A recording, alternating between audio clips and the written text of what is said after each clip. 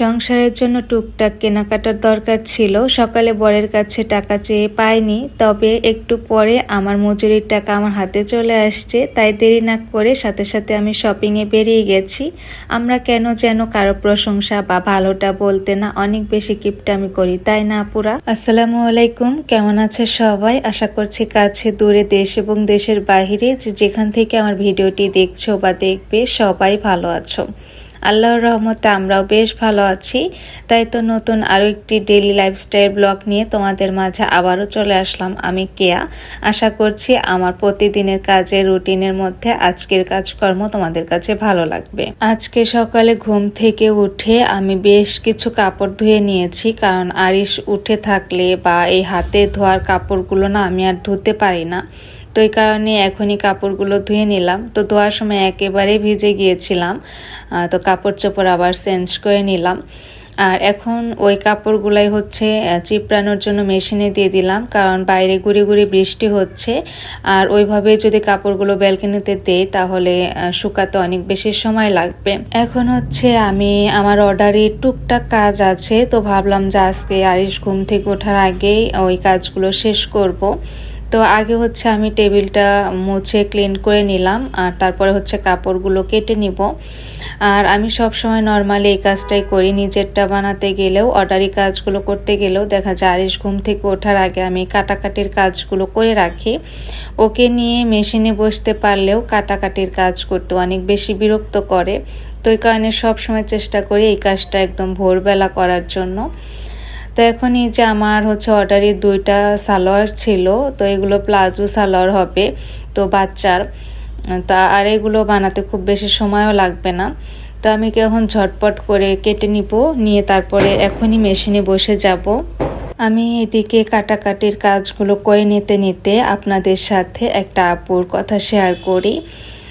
আপুর চ্যানেলের নাম সেই সাথে কোনো কিছু আমি আজকে বলবো না, তবে আমি সবসময় চেষ্টা করি যে নতুন আপুরা আমার চ্যানেলে সংযুক্ত হয় বা ভিডিও দেখে কমেন্ট করে যায়, তো সবসময় চেষ্টা করি যে কয়েকদিন পর পর হলেও একটা করে চ্যানেল আমি ঢুকে তাদের ভিডিওগুলো দেখি। তবে কালকে যখন আমি একজন আপুর ভিডিও দেখছিলাম, তো ভিডিও দেখে তার বাচনভঙ্গি বা মানে ভিডিও করার ধরন সব কিছু দেখে না আমার অনেক বেশি ভালো লাগছে ব্লগটা। তো এই কারণে ভাবছি যে আপুর হচ্ছে নামটা আমি এখানে করে দিব আর কি। আজকে তো নামটা বলবো না, তো দেখা যাবে আরও আপুরা হয়তো বা রাগ করবে। তবে এই যে ভালো কাজের প্রশংসা, এটা আমরা কিন্তু অনেক সময় করি না, আসলে করতে আমরা হয়তো বা অনেক কিপটামি করি। তবে এটা ঠিক না, কারো প্রশংসা করলে কিন্তু আমার কাজের হয়তো বা ক্ষতি হবে না।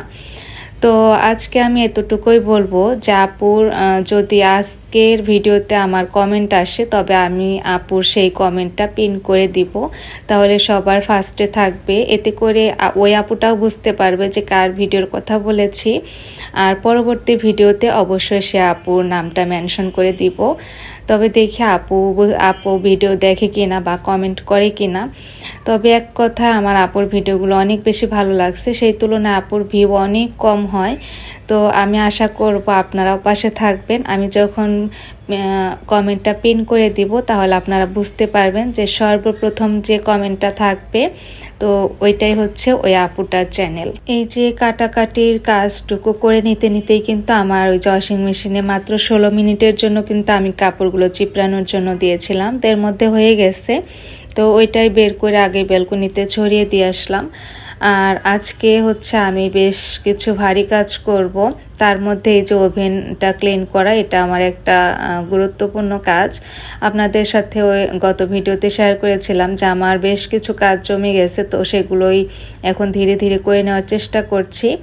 তো এখন হচ্ছে আমি ওভেনটা কাছ থেকে একটু দেখিয়ে দিলাম আপনাদেরকে। এখন আমি ওই যে রান্নাঘরের যে মাজনি, তো সেটার সাথে একটু ভিম লিকুইড ভরিয়ে নিয়ে এসে ওটা দিয়েই মেজে নিচ্ছি। আর এত বেশি ময়লা না হলে আমি দেখা যায় শুধু লেবু পানি দিয়েই ওভেনটা ক্লিন করে থাকি। তবে এখন যেহেতু একটু বেশি ময়লা পড়ে গেছে, তো এই কারণে আর কি সাবান পানি দিয়ে মেজে তারপরে এই যে একদম চকচকে করে ঝকঝকে করে নিয়েছি। আর ভেতরের যে ঢাকনা, সেই সাথে কাচের যে প্লেটটা, তো সেটাও ধুয়ে দিচ্ছি, ওইটা পরে দিয়ে দিব।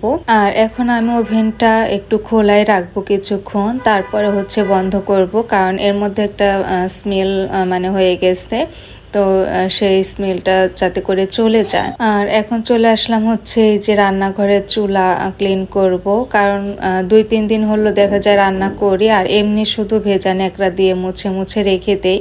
সাবান পানি দিয়ে যে একটু ডলে নিয়ে তারপর মুছবো, এটা করা হয় না।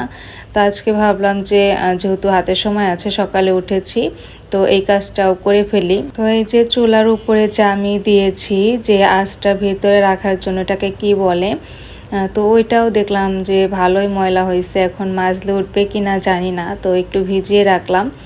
দেখে এটা ক্লিন করে নেওয়ার পর চুলার আশেপাশে তেলের বোতল সব কিছু সরিয়ে নিয়েছি, সব কিছু একটু মেজে ধুয়ে নিচ্ছি। তো আমি সবগুলা একটু উপরে শুধু মেজে নিয়েছি, পানির বোতলটাও তাই।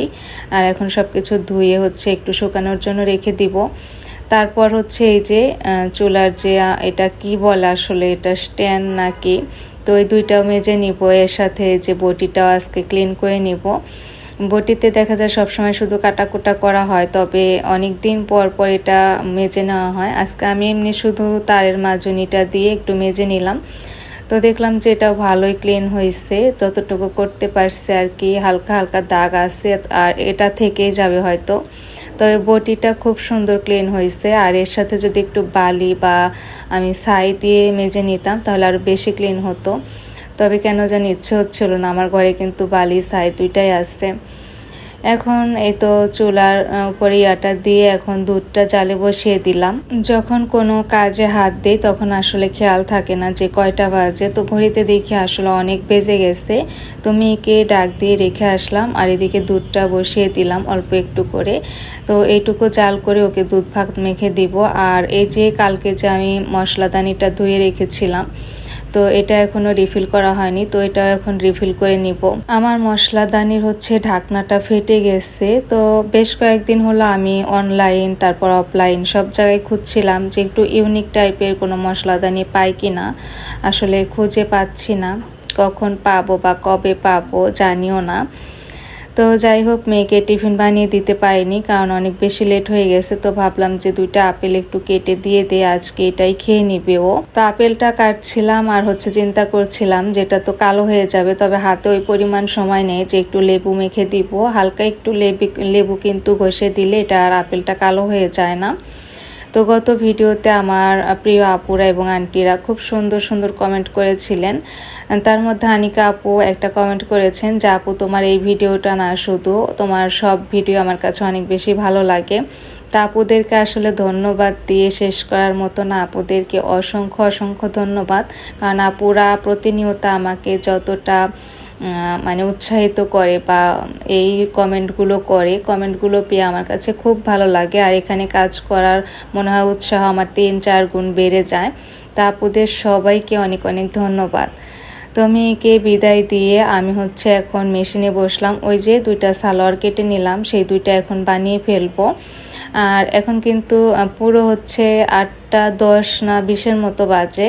তো মেয়ে কিন্তু চলে গেছে। আমার যারা কাস্টমার, যারা আমাকে অর্ডারি কাজগুলো দেয়, তারা আলহামদুলিল্লাহ অনেক ভালো। কেউই আমাকে কাজ দিয়ে অনেক বেশি তাড়াহুড়া করে না। আমি যখন যেমন পারি তখন তাদেরকে আমি জিনিসগুলো রেডি করে তারপর ডেলিভারি দেই। তারপরও দেখা যায় যে আমি নিজেই চেষ্টা করি যে আসলে কাজ নিয়ে বসে থাকা ভালো লাগে না। যখন কাজটা শেষ করে তাকে দিয়ে দিতে পারবো তখন আমি মানে খালি খালি লাগে, যে শান্তি লাগে যে কাজটা শেষ হয়ে গেছে।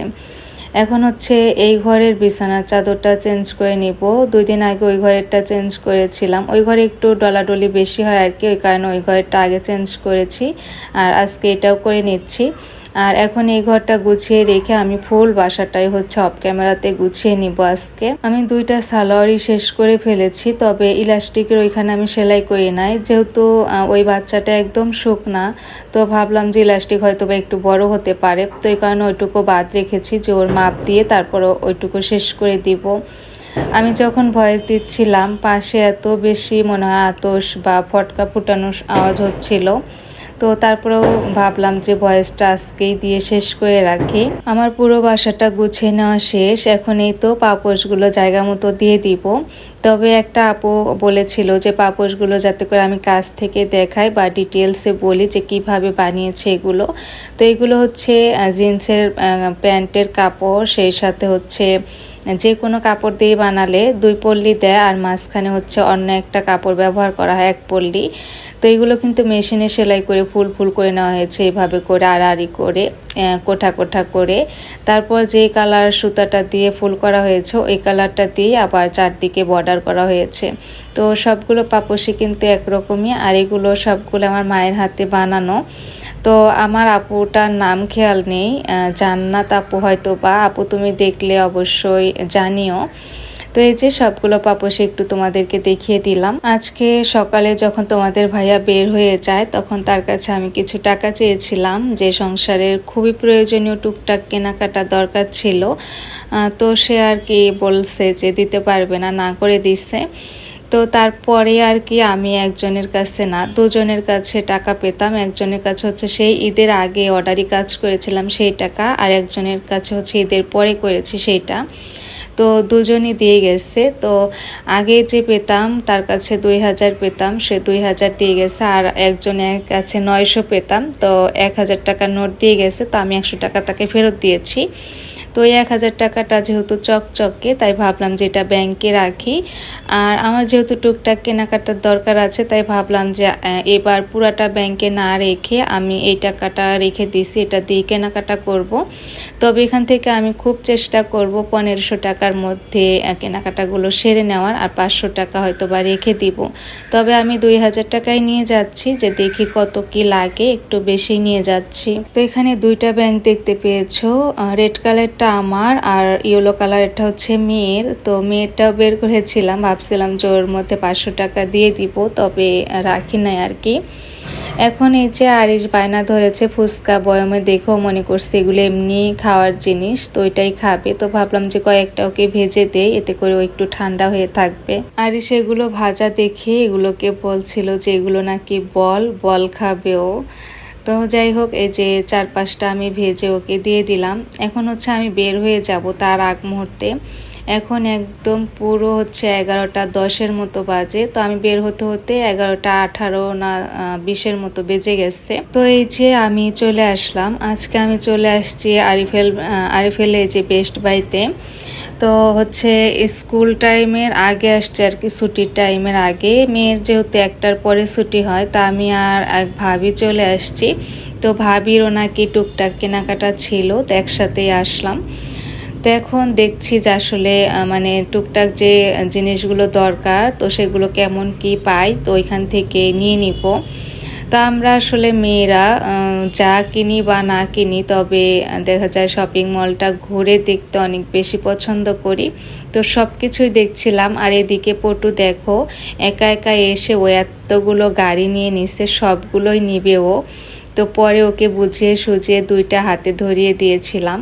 তো তার মধ্যে হচ্ছে আবার যখন বের হই তার আগে ও একটা আপনা আপনি রেখে দিয়ে পরে একটা নিয়ে বাসায় আসছে। তো অনেক কিছুই দেখছিলাম, প্রয়োজনীয় যা যা লাগবে আর কি। তো এই বয়ামগুলো দেখতে খুব ভালো লাগছিল, সেই সাথে এই যে মশলা বাস্কেটগুলো, এগুলো আমার খুব ভালো লাগছে। আর এখানে দেখলাম গাছের বাবা যে পরিমাণ দাম, একটা মানি প্লান্টের দামই 500 টাকা ধরে রাখছে, মানে যে টবগুলো সহ আর কি। আমার তো গাছ খুবই প্রিয়, আমার মনে হয় এমন কোনো মানুষ নাই যে গাছ পছন্দ করে না। তবে এখন আরিশের জন্য আর কি আমি কোনো কিছুই রাখতে পারি না বাসায়। যাই হোক, তারপর আর কোনো ভিডিও করা হয়নি। যা কেনাকাটা করেছি সেগুলো আর ভিডিও করার মানে এনার্জি ছিল না, অনেক বেশি ক্লান্ত লাগছিল।